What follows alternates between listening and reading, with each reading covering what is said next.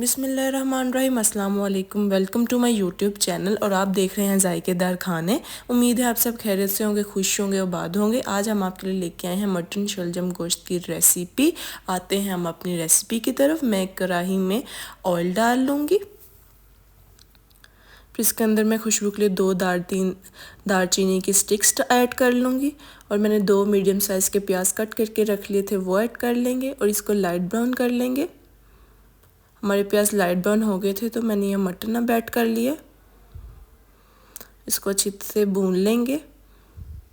फिर 1 टेबलस्पून मैंने ginger garlic का पेस्ट ऐड किया है। 4 से 5 मैंने टमाटर और 2 से 3 मैंने हरी मिर्चें कट करके ऐड कर ली हैं। 1 टेबलस्पून मैंने इसमें नमक ऐड कर लिया है हस्बे जायका। 1 टेबलस्पून सुर्ख मिर्च ऐड कर लिया, 1 टेबलस्पून हल्दी एंड 1 टेबलस्पून मैंने काली मिर्च की ऐड कर लिया। इसको अच्छे से भून लेंगे। हमारा मटन गोश्त अच्छे से भुन चुका है। अब हम इसके अंदर शलजम ऐड कर लेंगे। शलजम और मटन एक साथ ही गल जाएगा। ये बहुत इजी सी रेसिपी है, देर भी नहीं लगती। गोश्त को मैंने पहले ही भून लिया है। अब मैं इसमें 2 गिलास पानी के ऐड करूँगी और मैं इसको दम पे अब पकाने रख दूँगी। 40 से 45 मिनट गोश्त को गलने के लिए लगे हैं। प्रेशर में 10 to 15 मिनट्स लगेंगे आपको। मैंने बट कढ़ाई में बनाया है। हमारा गोश्त अच्छे से गल चुका है।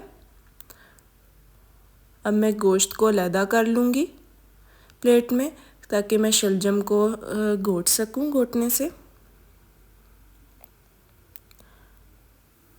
गोश्त मैंने अलहदा कर लिया है। अब शलजम को घोट लेंगे।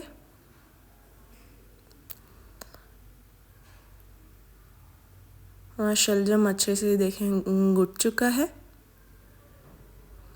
अब इसके अंदर अलहदा किया हुआ गोश्त दोबारा ऐड कर देंगे और इसको अच्छे से भूनेंगे जब तक शलजम का ऑयल अलहदा नहीं हो जाता। फिर मैं इसके अंदर 2 टेबलस्पून मैं चीनी की ऐड करूँगी।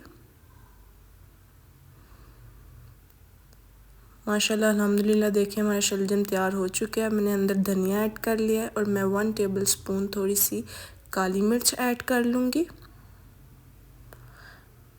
माशाल्लाह अल्हम्दुलिल्लाह हमारा शलजम बहुत अच्छे से रेडी हो चुका है। और अगर आपको हमारी बहुत ही ये ईजी सी और क्विक रेसिपी पसंद आए तो हमें कमेंट बॉक्स में लाजमी बताएं। और अभी तक आपने हमारे इस चैनल को सब्सक्राइब नहीं किया तो कर लें। दुआओं में याद रखें। अल्लाह हाफिज़।